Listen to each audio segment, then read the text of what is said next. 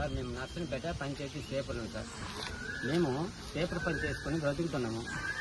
అయినా మాకు 5 సంవత్సరాల నుంచి ఈ స్కామ్ జరుగుతుందనే సంగతి మాకు తెలియదు.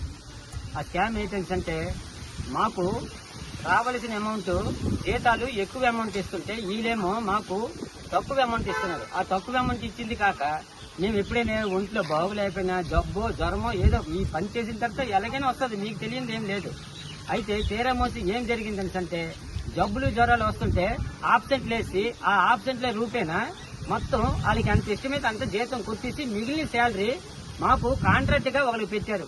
సంతోష్ కుమార్ అనేసి అతను స్వీపరు, కానీ కాంట్రాక్ట్ గా పెట్టారు.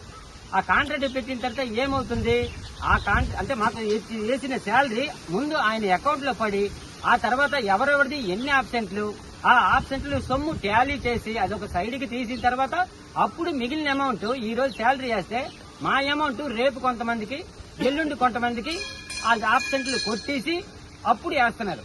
అది అన్యాయం, చాలా అన్యాయమే. మేము చేసిందే ఈ పాకీ పని. ఈ పాకీ పనిలోన మా దగ్గర కూడా ఇంత డబ్బులు వసూలు చేసి చేయడము తప్పు. అది ఆ భగవంతుడు కూడా క్షమించడు. తర్వాత ఏంటంటే మాకు అన్ని విషయాల్లో మాకు న్యాయం జరగడం లేదు. మాకు బట్టలకి సంవత్సరానికి 7,500 రూపాయలు గవర్నమెంట్ శాంక్షన్ చేసింది. వీళ్ళు ఎంత ఇస్తున్నారు, సంవత్సరంకి 3,000 ఇస్తున్నారు. అదేనేటి చిన్న కూపను ఇస్తున్నారు. రాజు టెక్స్టైల్స్ అనేసి దాని మీద చిన్న పేరుండి ఇక్కడేమో 3,000 రూపాయలు అని రాసి పంచాయతీ తాలూకు స్టాంప్ వేసి ఇస్తున్నారు. అక్కడికి వెళ్లి తీసుకోండి అని వెళ్తే మాకు పాపుణ్యం తెలీదు.